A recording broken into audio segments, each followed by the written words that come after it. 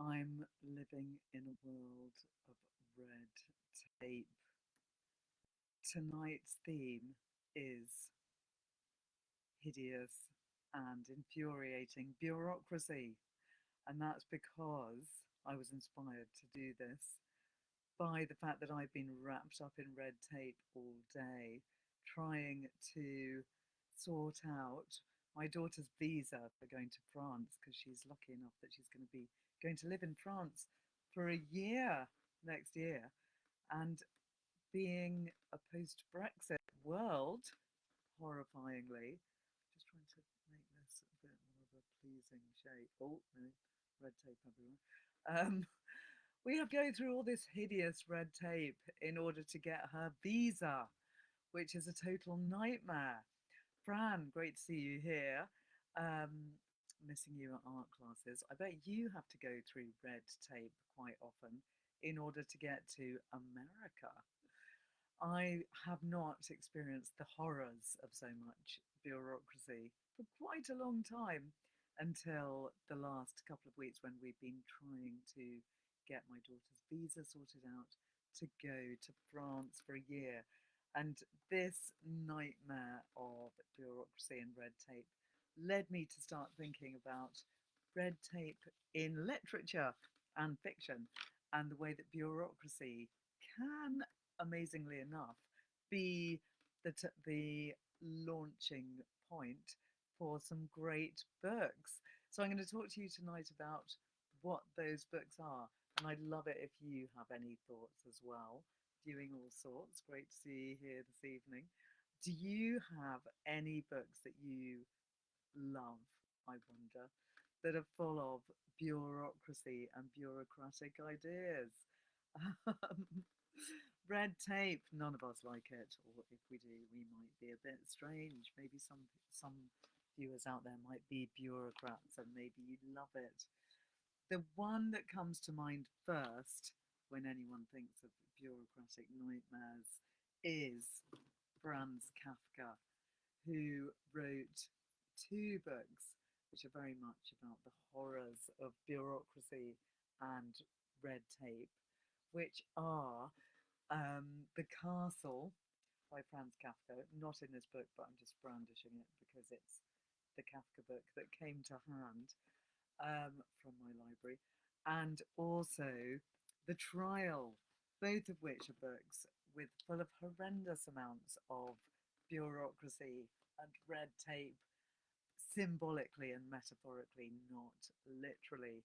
And it's Kafka's book, The Castle, is definitely one of the most brilliantly depressing, threatening, and strange, awful descriptions of what it's like to be constantly thwarted by people in a higher authority. And I'm sure that lots of you have understood this feeling many times in your life when you're trying to sort something out that you feel like it should be incredibly simple, and yet you can't actually get through the layers of bureaucracy that are tying you up in knots in a really infuriating fashion, and you've been lashed to your chair, unable to escape from the red tape. Kafka brilliantly depicts this feeling. And in that story, sorry, my connection seems to be a bit dodgy on Instagram. Don't know why, quite frustrating. I do apologise for that. Um, in Kafka's The Castle, the protagonist, Kay, arrives in a village governed by a mysterious bureaucracy operating in a nearby castle. When seeking shelter at the town inn, he claims to be a land surveyor. Is he a land surveyor? We wonder. Summoned by the castle authorities, is everything what it seems? He's quickly notified that his castle contact is an official named Clam, who informs Kay that he should report to the mayor. Now, the mayor then tells Kay that there was a mix up in communication and he's not really meant to be there as a land surveyor at all, but he can be offered a position as a caretaker. And He's then put in the service of a school teacher, so already things are beginning to go wrong. Um, and our hero Kay is constantly trying to get to see the people that live in the castle, but they're held in high esteem for mysterious reasons. And our hero Kay is unable to reach the people in the castle, and everyone else tries to prevent him constantly from going towards the castle, even though nobody seems to know what the officials in the castle do, which is very typical of anyone who's fighting through red tape, trying to get somewhere and trying to cut through the red tape with their real or metaphorical scissors. And poor old Kay is eternally frustrated. It's such a frustrating and brilliantly frustrating book. So yes, thinking again of the bloomin' French visa that I'm trying to get hold of, you try to call someone up, it's impossible to get hold of them on the phone. You get the endless modern red tape of the people giving you endless messages on the phone in both French and English. You have to press the right button to get to the right person, and then you basically never get to the right person. It's all a hideous sea of bureaucracy, just like in Kafka's The Castle. Everyone appears in the castle to have an explanation for the officials' actions through lengthy monologues, which at times become a bit boring, just like real life. Everyone has an explanation, but they often contradict themselves, and there's no attempt to hide the ambiguity. Instead, the villagers praise the ambiguity, and that's another aspect of the horrors of bureaucracy. There's always some tedious justification and reason for why these systems are in place, which are all clearly ridiculous, especially the whole concept of not being able to go to Europe anymore. Anyway, um, the castle's occupants appear to be all adult men, intriguingly, and every now and then women appear for female companionship, which is implied to be sexual in nature. It's all very sinister, possibly a bit Freemason like, some would say. I'll just give you a little extract from The Castle by Franz Kafka so that you can get a sense of the ominousness, frustration, and infuriating nature of the book. It was late in the evening when Kay arrived. The village was deep in snow. The castle was hidden, veiled in mist and darkness, nor was there even a glimmer of light to show that a castle was there. On the wooden bridge leading from the main road to the village, Kay stood for a long time, gazing into the illusory emptiness above him. Then he went on to find quarters for the night.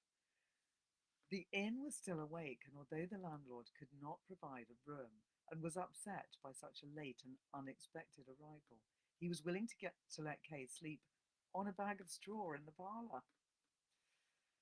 Would you say yes? Kay accepted the offer. Some peasants were still sitting over their beer, but he didn't want to talk, and after himself fetching the bag of straw from the attic, he had to go and get it himself. Poor man. He lay down beside the stove. It was a warm corner. The peasants were quiet, and letting his weary eyes stray over them, he soon fell asleep. But very shortly after, he was awakened. A young man dressed like a townsman, with the face of an actor, his eyes narrow and his eyebrows strongly marked, was standing beside him alongside the landlord. The peasants were still in the room, and a few had turned their chairs around. Oh, he had to sleep with all the people around him. It's all pretty uncomfortable and grim, as to see and hear better. The young man apologized very courteously for having awakened Kay, introducing himself as the son of the Castellan, and then said, "This village belongs to the castle, and whoever lives here or passes the night here does so, in a manner of speaking, in the castle itself.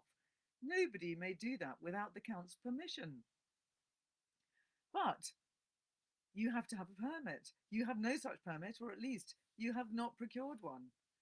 Kay had half raised himself, and now, smoothing down his hair and looking up at the two men, he said, "What village is this that I've wandered into?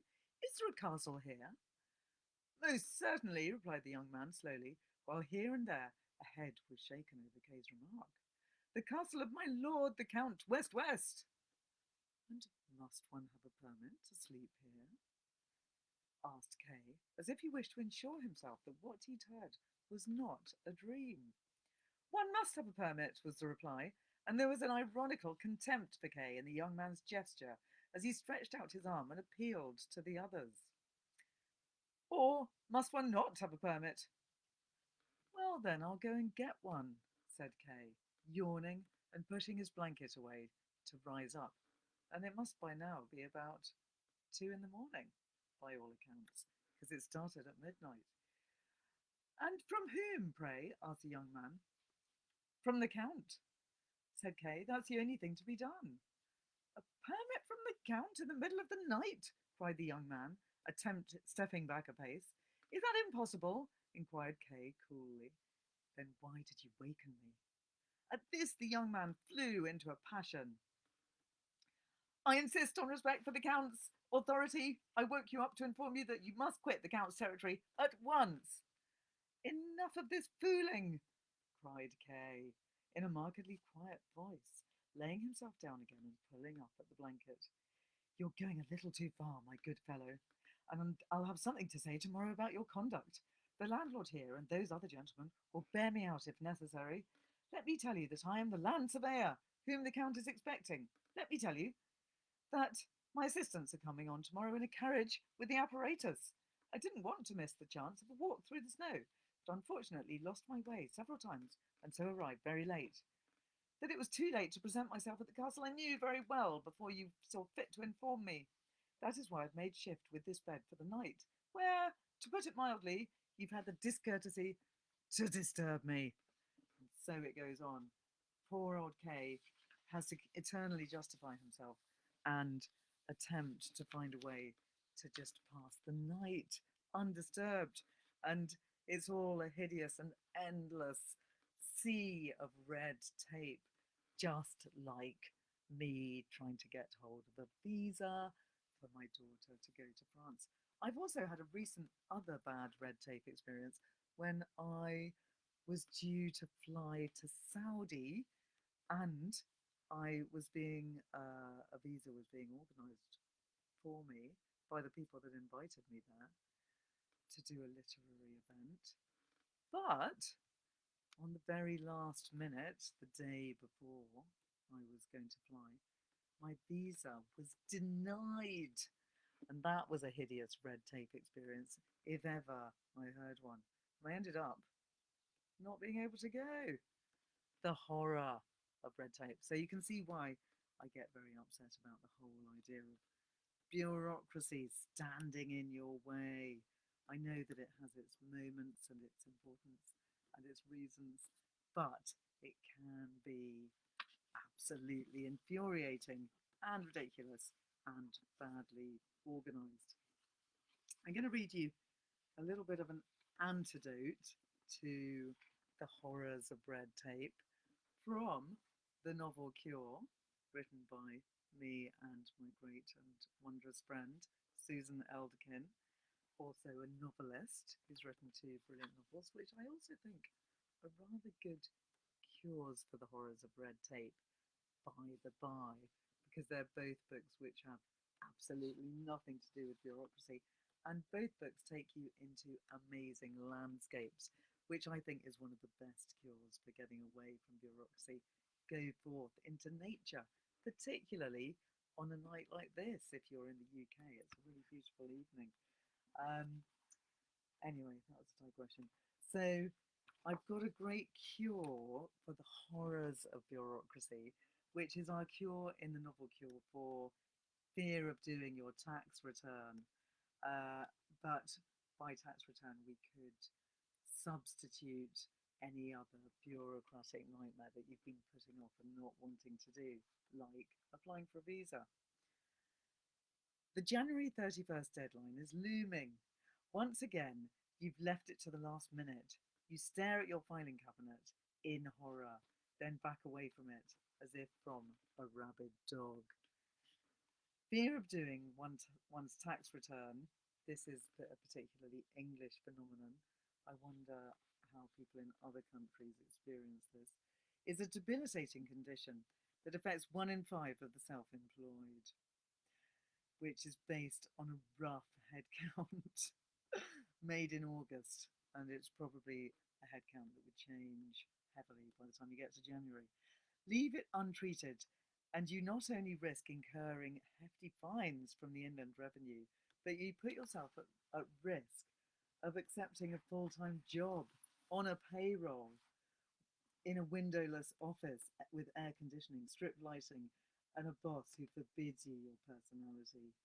This, as everybody knows, leads to loss of hope, loss of, look it up in the novel Cure, for a cure, zestlessness, and before you know it, old age. Sufferers must forge an entirely new relationship with their finances and, by extension, their filing cabinet. One that is non threatening and even friendly. This can be achieved by reading of the shockingly toxic accounts kept by the simple, disaffected young man in avant garde author B.S. Johnson's novel, Christy Mulry's Own Double Entry, which is quite a crazy name for a book, I have to say. Besieged by a sense that life is unfair, Christy Mulry hits on the great idea of keeping track of the ways in which he has been slighted by others. According to the rules of double entry bookkeeping, as codified by the Tuscan monk Luca Pacioli in the 15th century, said to have laid the foundations for modern capitalism, every debit, must be balanced with a corresponding credit. And so, Christie balances his accounts by taking revenge on the world. Acts that start small, scratching an unsightly line down the side of an office block, but quickly spiral out of control. Christie takes pleasure from keeping his accounts in tidy order, and you should extract all you can of this sentiment as you squeeze this bitter, brief novel into your soul. By the time he effects this, by the time he enacts this his most far-reaching act of vengeance, you'll see that the keeping of emotional accounts is the only real beast in the filing cabinet. Your own finances can then be seen for what they are, an entirely harmless set of figures that won't bite when you open the drawer. Read about Christy Mulry, then breathe easy, armed with a clear head and a calculator. Your accounts are safe to approach. So that's our cure in the novel Cure for fear of doing your accounts. And I think that it's a rather great cure for all sorts of fear of bureaucracy, as is this entire book, obviously. And I'll be coming to some more cures in a little bit, some more antidotes for feeling the horror of infuriating bureaucracy. But meanwhile, I'm going to talk about another couple of novels that actually are based around the idea of infuriating bureaucracy. Colleen, great to see you again. I wonder if you have any books that make you feel that horrible disempowerment of extreme bureaucracy, or if you have any antidotes for that feeling. If you do let me know.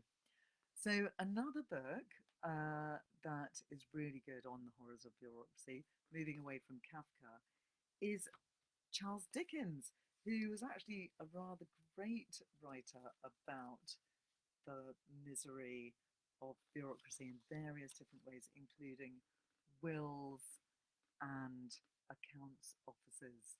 So in Little Dorrit, he has the Circumlocution Office, which was, I quote, as everybody knows without being told, the most important department under government. No public business of any kind could possibly be done at any time. I don't often wear a tie, so I'm going to flick it around a bit while I'm reading. Without the acquiescence of the Circumlocution Office. Its finger was in the largest public pie and in the smallest public tart. It was equally impossible to do the plainest right and to undo the plainest wrong without the express authority of the Circumlocution Office.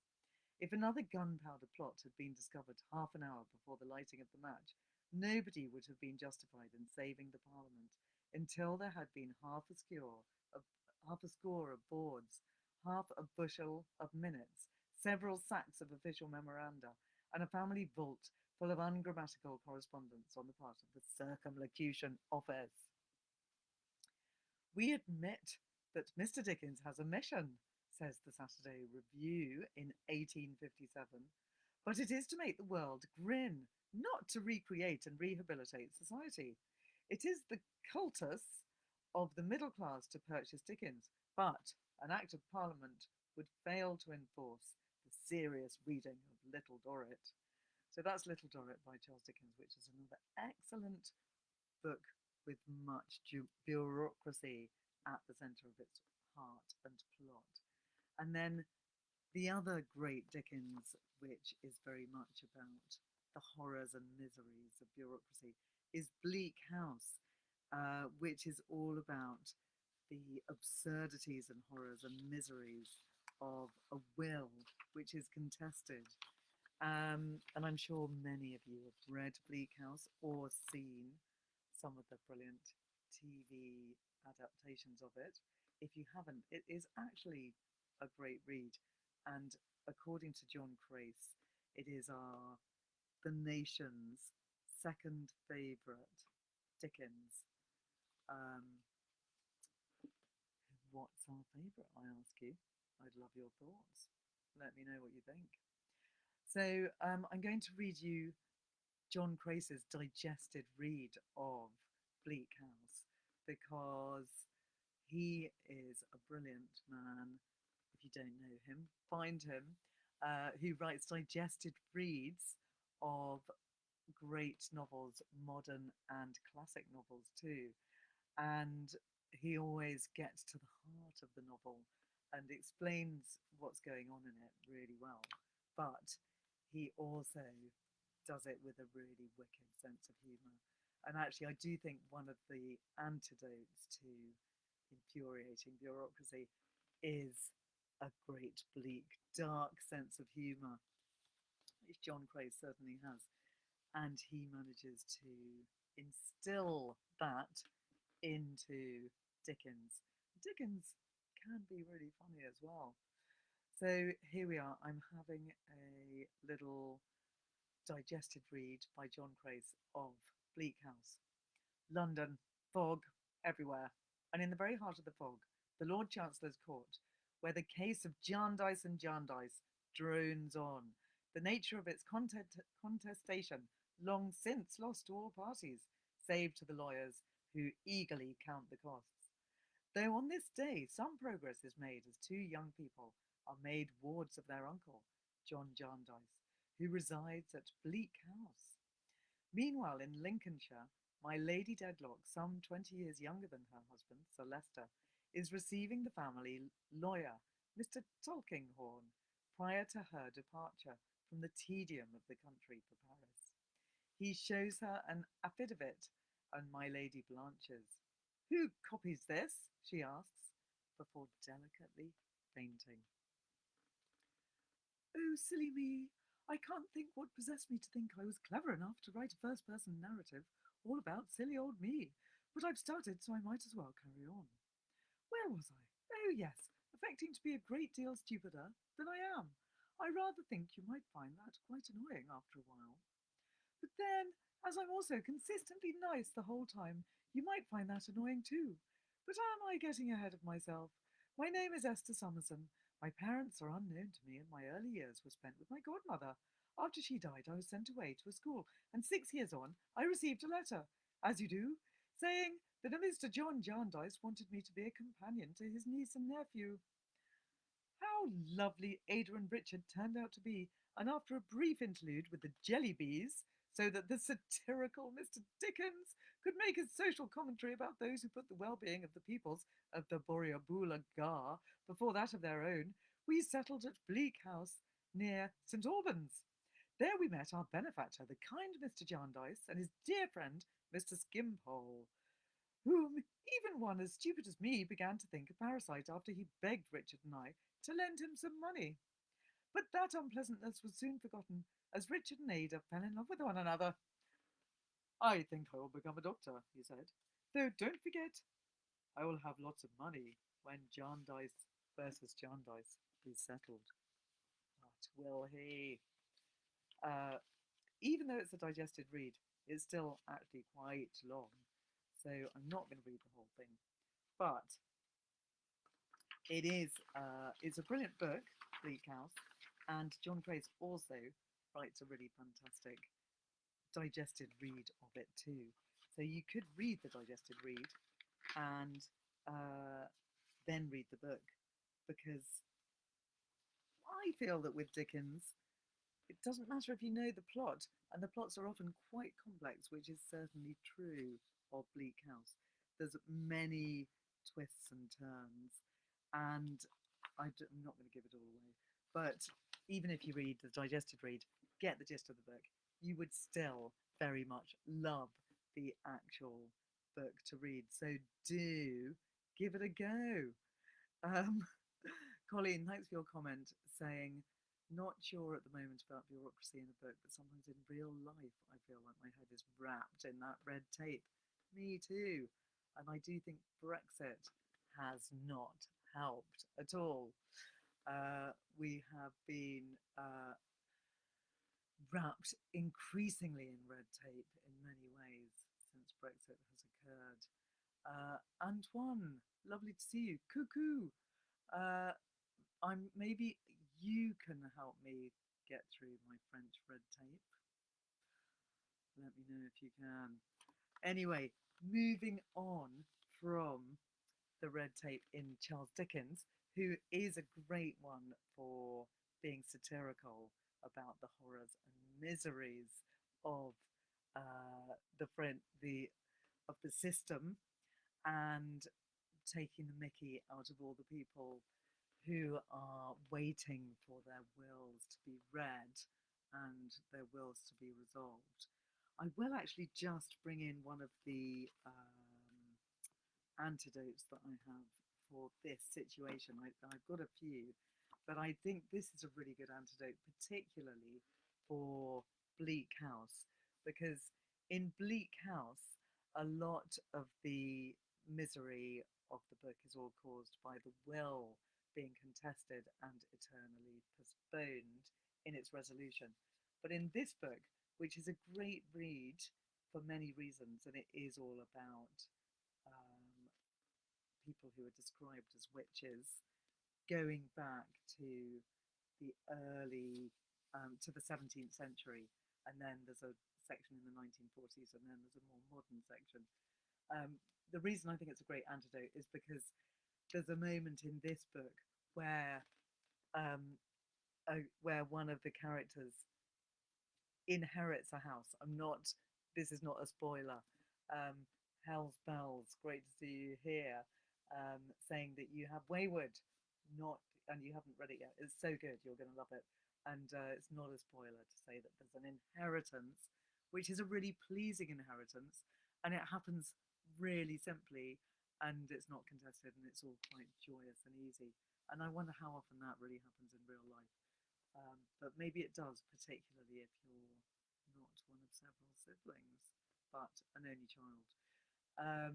Anyway, this is very refreshing and in many ways positive read, and I won't say much more about it, but it's a great antidote to if you're feeling the annoyance of red tape and wanting to cut your way out of it. Instead of getting into a fury, read this book instead, and that will definitely improve your mood.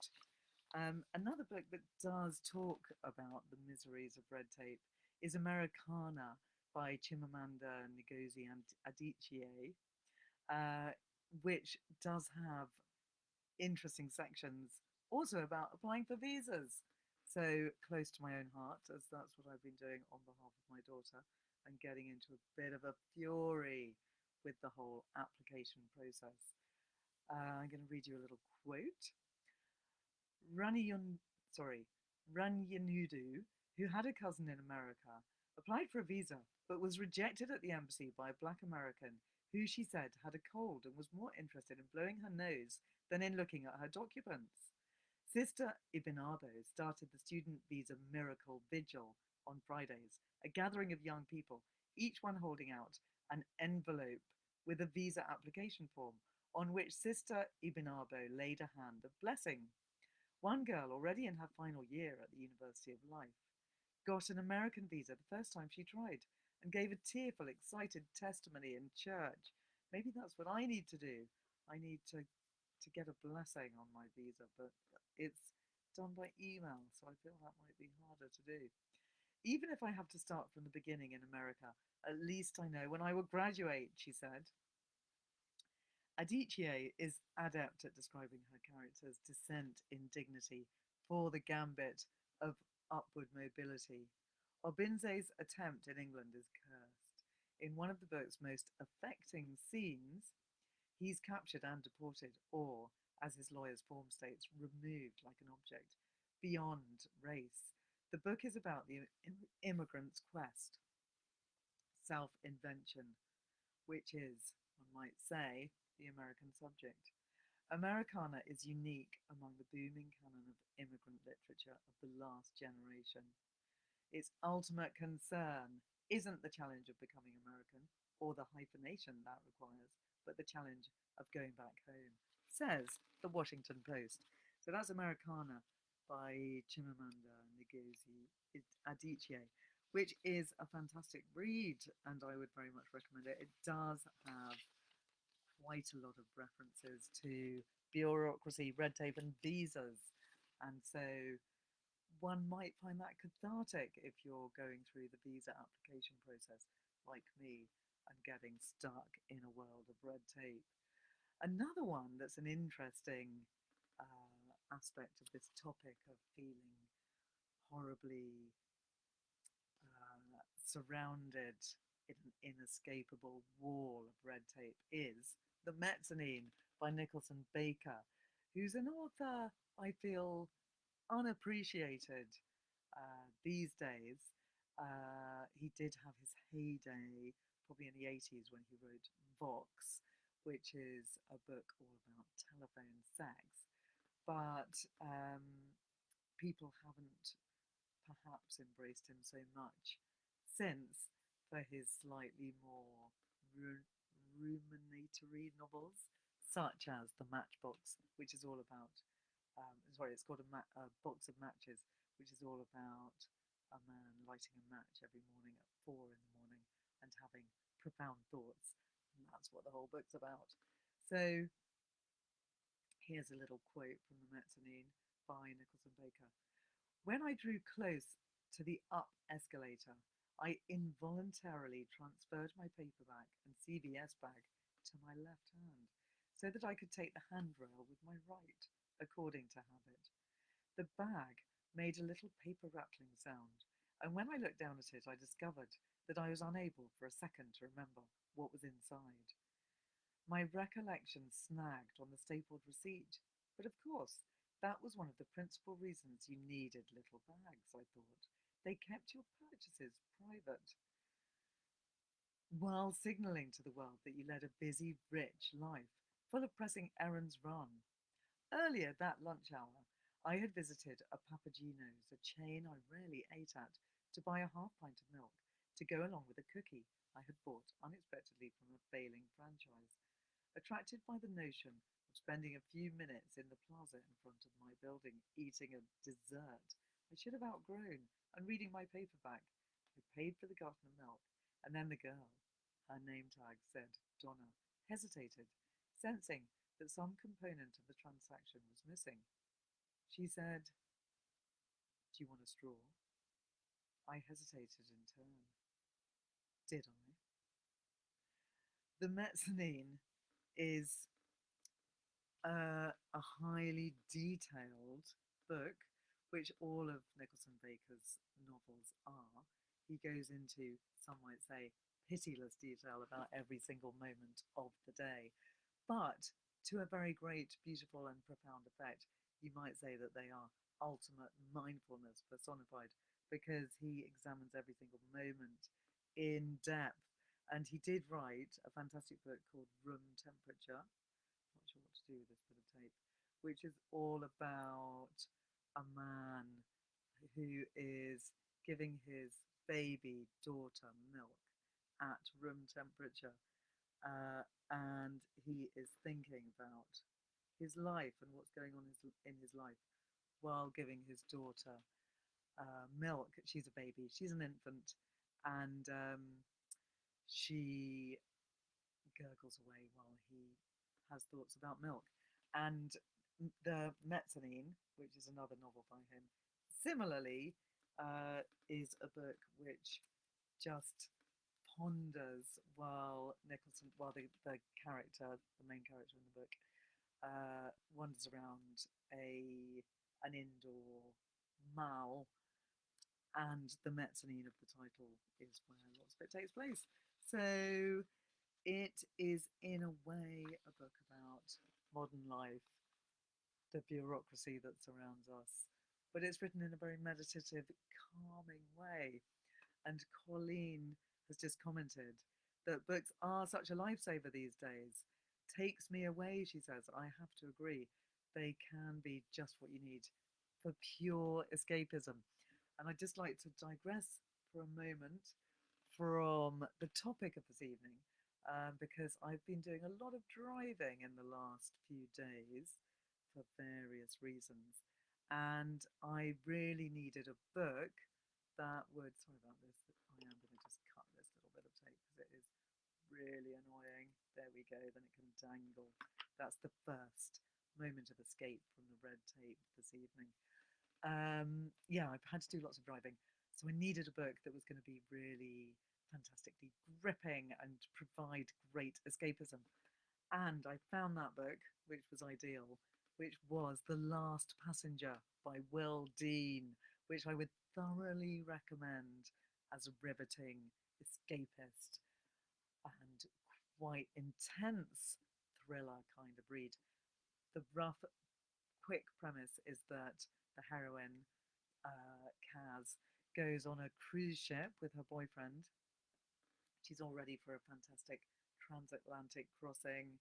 They've lavished out their savings on it, and they never normally do these kind of things. And then she wakes up on the second or third day of the voyage to find that she's alone on the boat. She finds that she's actually one of four, but there were 2,000 people on the boat. Um, and um, there were 2,000 people, including staff, and they all disappeared except for four of them. And the boat is just steaming on into the Atlantic. It has no pilot, there's no one looking after them. They are alone, four of them, and they don't know each other. What is going on? Where's everyone gone? Where are all the fellow passengers? Here they are in the middle of the Atlantic. And very rapidly, they realize they have no access to food or water. So they have to somehow survive for the next few days with no access to the amazing restaurants that are on this fantastic boat. So I won't tell you what happens, but there are many twists, and it's a really gripping, great audiobook. Antoine is commenting, uh, I have a driving license. I do. The car is probably amazing. Sadly, not. I wish I did have an amazing car, but I'm not going to shatter your illusion. Maybe I do have an amazing car. I'll let you imagine what it might be.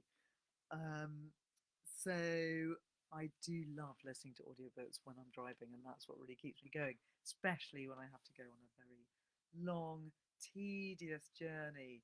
Um, Tedious in the same way that getting through bureaucracy is. So moving back to books that actually have much bureaucracy in them. Um, and by the way, Antoine, that's very nice that you think I have an amazing car. I'm loving that, and you're making me want to make my car more amazing. An interesting book with much bureaucracy is by Gabrielle Zevin, who many of you might know for her more recent book, Tomorrow and Tomorrow Tomorrow and Tomorrow and Tomorrow, which is a really great read. And I know lots of you absolutely loved it. It was a really big hit. I think at the end of last year, coming up to Christmas, everyone was reading it, and that is a great book all about gaming. She also wrote this great book called The Hole We're In, which is all about people getting into a hideous spiral of debt through credit cards. And therefore, that horror of bureaucracy that is associated with credit. Here's a quote. It took Vincent nearly a month to get around to calling the credit company, and then another 2 weeks for him to receive copies of all the statements, including the address to which all the bills were being sent. That address, as familiar, of course. Vincent called the credit card company again. There's been a mistake, he said. This is my parents' credit card, not mine. But the credit card company insisted that there had not been a mistake. The primary card member was Vincent Pomeroy. But I'm telling you, that's their address, not mine. I've never even lived in Texas. The credit card company told Vincent to stop raising his voice, then courteously offered to start sending the statements to Vincent's address in New York. That's not what I want. I want this blemish removed from my record. I want this transferred to the responsible parties. The credit card company said that it was not. Pause, pause, pause. Unfeeling to Vincent's situation, and then it said a phrase that Vincent had never heard before: identity theft. If Mr. Pomeroy thought he had been a victim of identity theft, the only thing to do was take the appropriate parties to court. So, this is a really fantastic and rather depressing read because we see the family um, who are the Pomeroys slowly disappearing into a hole of credit disaster. Um, and there's a great review by Bookslut who says, pitying the Pomeroys is like pitying the rats that risk electric shock for the cheese they will never reach. All we can do is shake our heads and ask, will they ever learn a thing? That's rather tragic as a comment, I have to say. But appropriate. So that was Gabrielle Zevin's The Hole We're In, which is a really good, another book full of tedious bureaucracy and misery. And thinking of that again, I'd like to give you another antidote for bureaucracy and the despair that red tape can bring. A.M. Holmes's fantastic book, May We Be Forgiven, which is one that I've definitely raved to you about before on previous episodes because it's one that comes into many categories. I think it's a great antidote to the horrors of red tape. I might actually have to cut this because it's beginning to really annoy me. Should I do my second cut? I think I should. Hell's Bells is saying, I can't remember if you've read The House in the Cerulean Sea, full of bureaucracy and its antidote.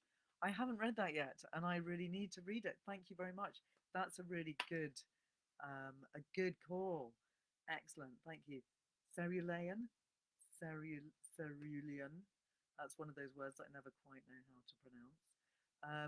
So yes, thank you for that recommendation. That is an excellent one, and one should definitely read that. I'm going to put that on my list. Maybe I'll read it on. Maybe I'll listen to it on audio. I wonder if you listened to it or read it. Let me know. So, Gerard, great to see you too. I wonder if you've had to go through lots of red tape in your life. So, going back to antidotes, A.M. Holmes, May We Be Forgiven.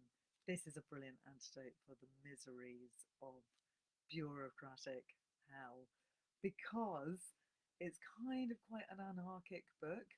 It's very funny, it's very dark humour, and it is all about a man who kind of hits absolute rock bottom and has nothing to lose, and then starts building himself a new family. And I think I often prescribe this book to people who have unconventional families because it's a really good book about people living in unusual family circumstances, non nuclear families. and people who choose their own families and create their families in a non-blood sense. But it's also a great antidote for bureaucracy and red tape because of the very fact that people fulfill their own destinies and don't have to wade through the red tape, getting wrapped up and tied up with horrible bits of annoying string all over their faces that are preventing them from fulfilling their destiny. So, A.M. Holmes, she is an absolute joy. She's a very funny writer, and she is definitely a great antidote for red tape and the sense of bureaucratic misery. Another one which has a great feeling of the kind of claustrophobia akin to the claustrophobia in Kafka's The Castle is Paul Auster's New York trilogy, which isn't really at all about bureaucracy, but it just came to mind. And my fabulous husband, Carl, mentioned it this evening when we were thinking about books that would be appropriate and interesting to mention tonight.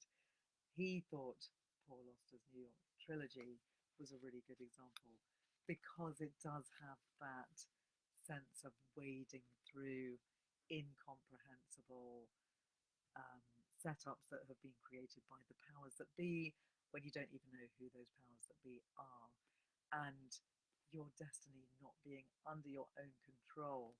And in these three novels, the the central protagonist, whose name is Paul Auster, he's working at one and then two removes from the writing, and Paul Auster actually breaks the fourth wall in the book of the consciousness of the writing by talking about the process of the writing itself. And so it becomes a very kind of nebulous, interesting, and quite frustrating book in some ways. A bit like also Kazuo Ishiguro's The Unconsoled, which is an amazing book as well. And I feel that it is slightly on the same, in the same vibe as the New York trilogy, because in The Unconsoled, the hero is a concert pianist who's actually trying to reach the place where he's going to perform his concert in an unknown city in Europe, and everything prevents him from getting to the concert in a really deeply frustrating, infuriating, and similar way to being surrounded and wrapped up in red tape, like I have been this evening. But I have actually been breaking my way out of the red tape as the evening progresses, which I'm actually really enjoying. And it's really helping me get over that feeling of deep fury that I was having today while trying to apply for a visa for my daughter going to France next year. Um, so, not just reading, but actually um, cutting your own red tape is clearly really good therapy. Books and Bowie Dreams, thank you for your comment. The Unconsoled is an amazing book. It is an amazing book, isn't it? It's incredibly disturbing.